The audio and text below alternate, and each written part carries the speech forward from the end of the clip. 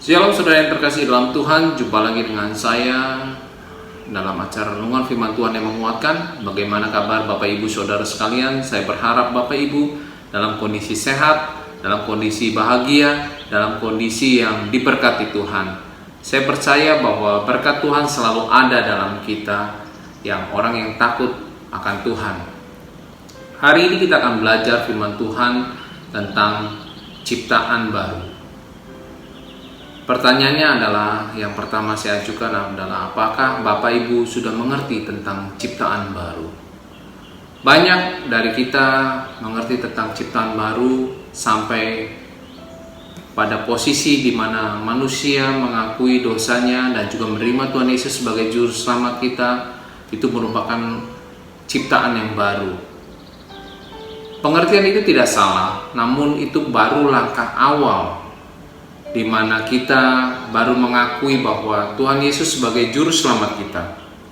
Kita mengakui dosa-dosa kita. Itu baru langkah awal. Banyak langkah-langkah yang harus kita lakukan, banyak langkah-langkah yang harus kita kerjakan untuk menjadi ciptaan yang baru. Karena pengertian ciptaan baru bukanlah sampai berhenti sampai kita mengakui dan kita menerima. Itu hanya baru langkah awal. Hari ini kita akan belajar langkah-langkah berikutnya menjadi ciptaan yang baru. Yuk kita sama-sama baca firman Tuhan di dalam 2 Korintus 5 ayat yang ke-15 sampai dengan ayat yang ke-17. Dan Kristus telah mati untuk semua orang, supaya mereka yang hidup tidak lagi hidup untuk dirinya sendiri, tetapi untuk Dia yang telah mati dan telah dibangkitkan untuk mereka. Sebab itu kami tidak lagi menilai seorang juga pun menurut ukuran manusia. Dan jika kami pernah menilai Kristus menurut ukuran manusia, sekarang kami tidak lagi menilainya demikian. Jadi siapa yang ada di dalam Kristus, ia adalah ciptaan baru. Yang lama sudah berlalu, sesungguhnya yang baru sudah datang. Pengertian yang baru sudah datang itu adalah berarti sesuatu yang baru masuk ke dalam hidup kita. Sesuatu yang baru mengubahkan hidup kita. Jadi bukan hanya sampai berhenti kita mengakui dosa kita dan juga menerima Tuhan Yesus sebagai juru selamat, tapi ada langkah-langkah yang berikutnya, yaitu di mana yang baru sudah datang. Arti pengertian yang baru yang sudah datang artinya berarti sesuatu yang dari luar masuk ke dalam hidup kita. Nah, di sini dikatakan bahwa ayat yang ke-15 dikatakan bahwa Kristus telah mati untuk semua orang, supaya mereka yang hidup tidak lagi hidup untuk dirinya sendiri. Kita sama-sama mau belajar tentang apa pengertian dari hidup baru. Hidup baru bukan berbicara tentang hidup kita saja yang baru, tetapi dampak dari hidup kita yang baru. Pada saat kita menjadi manusia atau ciptaan baru, pernahkah kita melihat bahwa hidup kita sudah diubahkan oleh Tuhan? Hidup kita sudah tidak lagi tersentral pada diri kita sendiri? Atau masih kita sibuk pada diri kita sendiri? Bapak Ibu yang bisa menjawabnya. Pada saat kita masih tersentral pada diri kita sendiri, sesungguhnya kita belum menjadi ciptaan yang baru. Ciptaan yang baru, ciri-cirinya kita sama-sama mau belajar hari ini.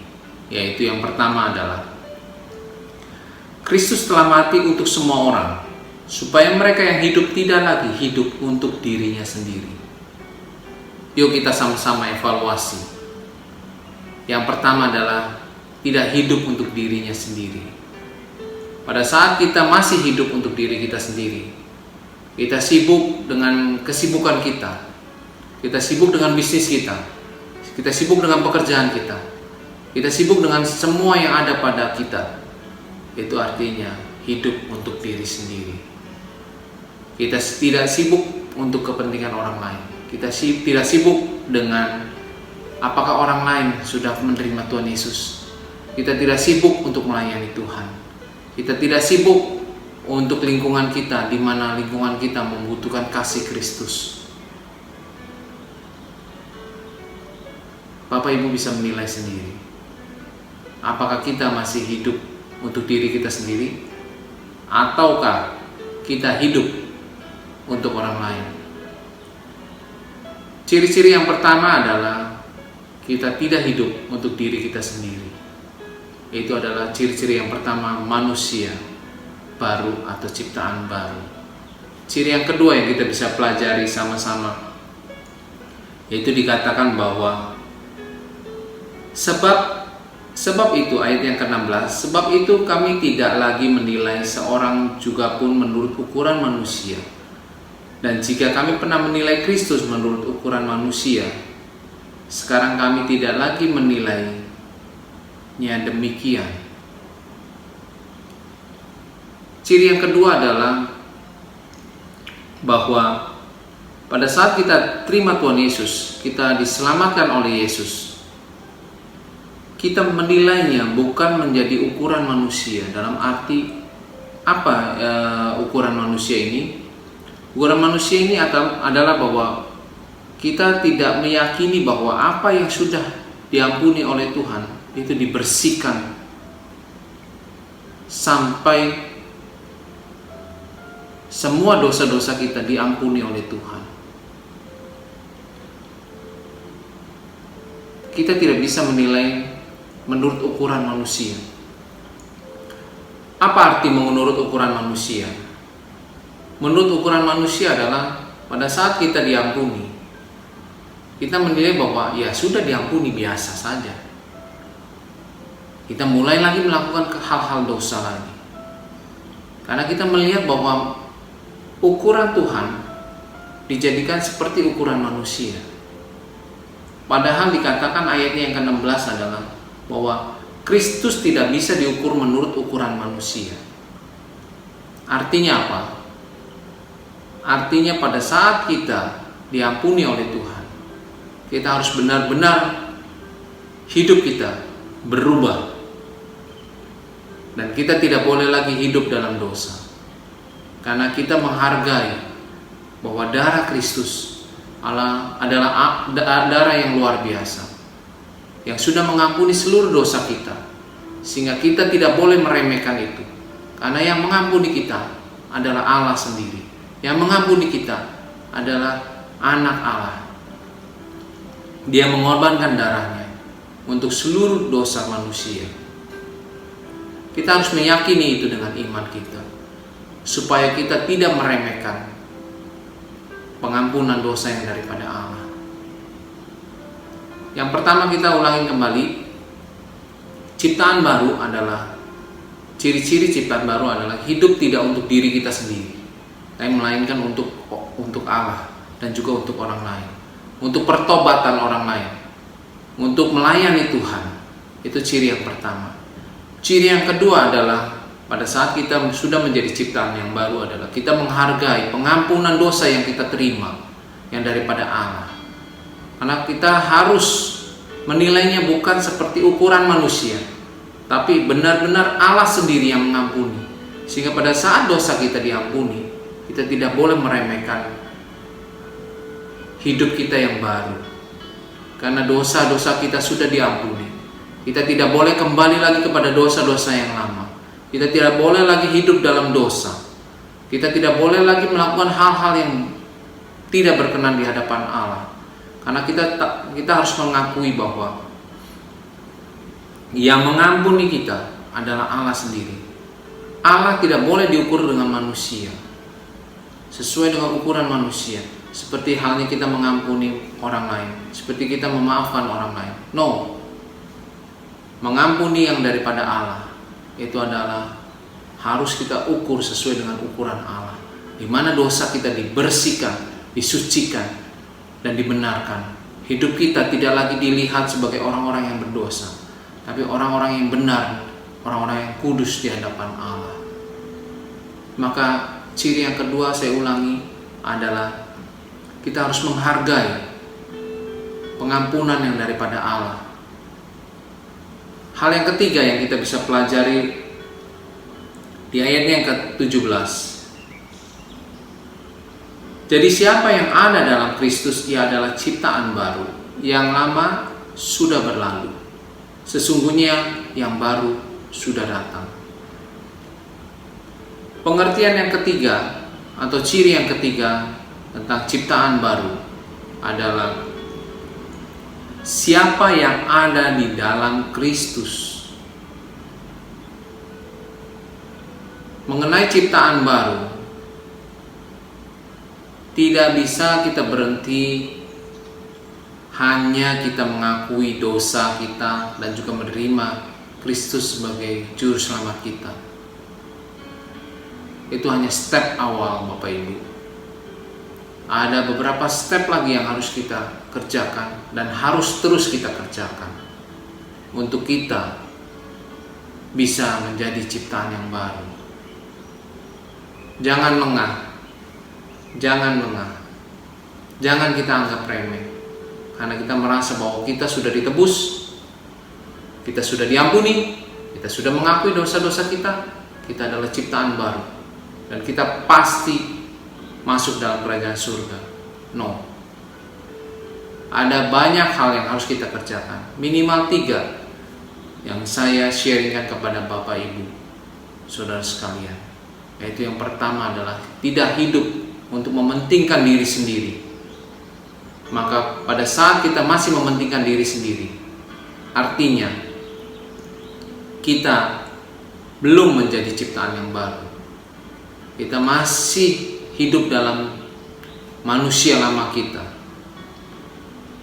Kita belum meninggalkan manusia lama kita. Harusnya yang lama sudah berlalu. Hidup kita harus berorientasi kepada Allah. Hidup kita tidak boleh lagi mementingkan diri sendiri. Hidup kita harus melayani Tuhan. Ciri yang kedua yaitu adalah kita menghargai pengampunan dosa yang daripada Allah. Yaitu di mana kita tidak boleh lagi hidup dalam dosa. Kita harus tinggalkan semua dosa-dosa kita. Kita harus menjadi manusia yang baru. Karena kita melihat bahwa pengampunan dosa ini dilakukan oleh anak Allah, dilakukan oleh Allah sendiri, di mana kita telah ditebus menjadi manusia atau ciptaan yang baru. Yang ketiga adalah dia harus ada di dalam Kristus. Kita tidak bisa menjadi ciptaan yang baru, tidak bisa.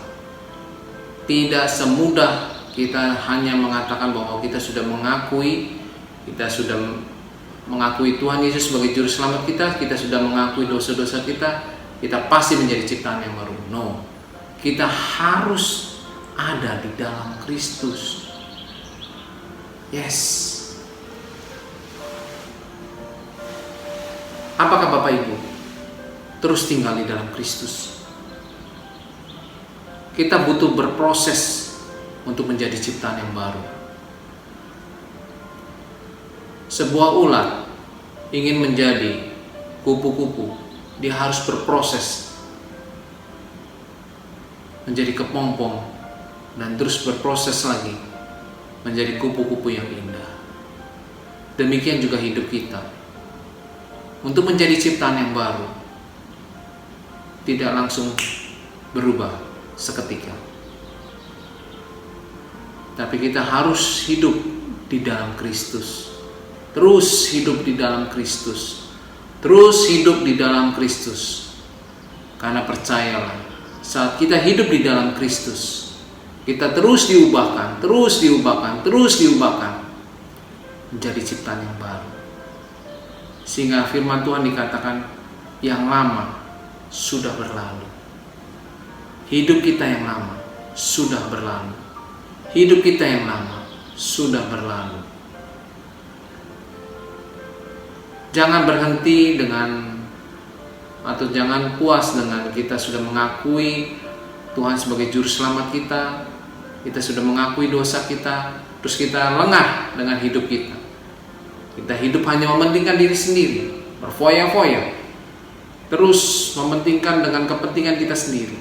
Hidup dengan ego kita, hidup dengan semua yang berorientasi pada diri kita. Bahkan kita meremehkan pengampunan dosa. Bahkan kita tidak hidup di dalam Kristus. kita belum menjadi ciptaan yang baru. Hati-hati Bapak Ibu. Untuk menjadi ciptaan yang baru, kita harus tinggal di dalam Kristus.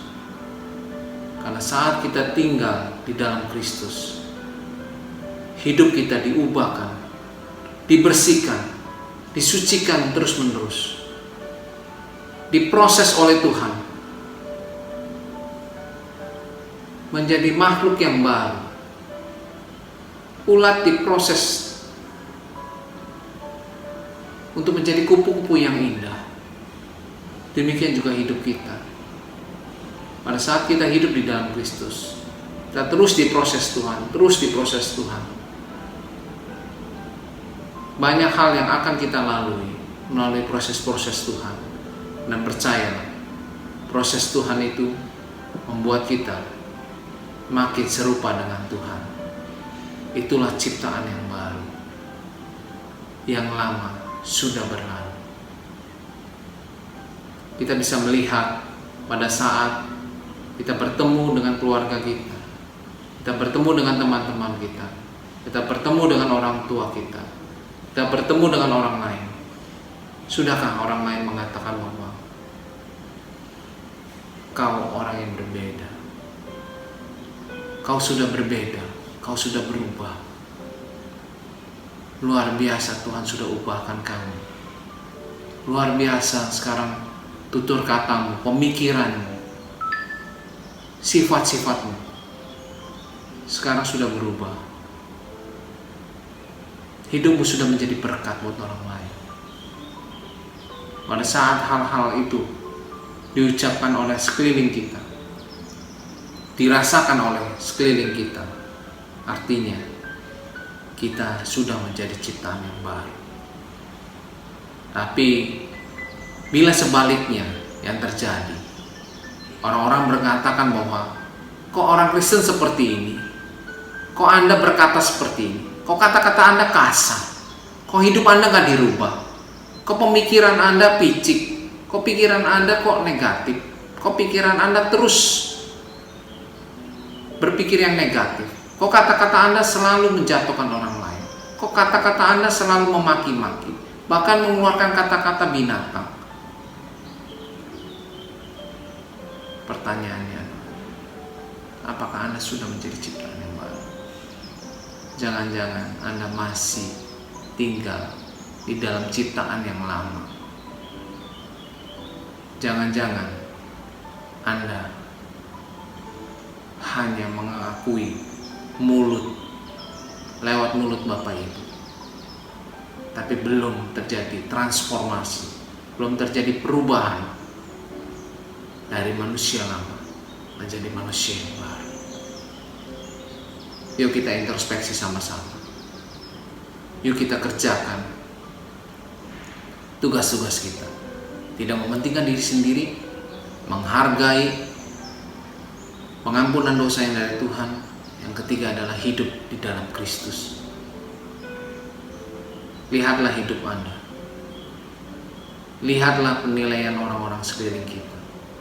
Sudahkah Anda berubah? Pada saat orang sekeliling kita mengatakan bahwa ada Kristus di dalam hidupmu, hidupmu sudah diubahkan, hidupmu sudah menjadi berkat, kata-katamu luar biasa memberkati orang lain, kata-katamu luar biasa membangun iman orang lain. Saat itulah Anda merasakan bahwa Anda adalah ciptaan yang baru. Mari kita sama-sama terus mengerjakan hidup kita tinggal di dalam Kristus, sehingga kita menggunakan manusia yang baru. Manusia yang lama kita sudah kita tinggalkan. Semoga renungan firman Tuhan hari ini menjadi berkat, menjadi introspeksi kita, supaya kita tidak lengah, supaya pada saat Tuhan Yesus datang, didapati kita menjadi mempelai yang siap menyambut Tuhan Yesus datang ke dunia, sehingga Tuhan Yesus berkata, marilah masuk dalam pesta anak domba. Yuk kita sama-sama terus kerjakan hidup kita untuk menjadi hidup yang berkenan di hadapan Tuhan. Tuhan Yesus memberkati.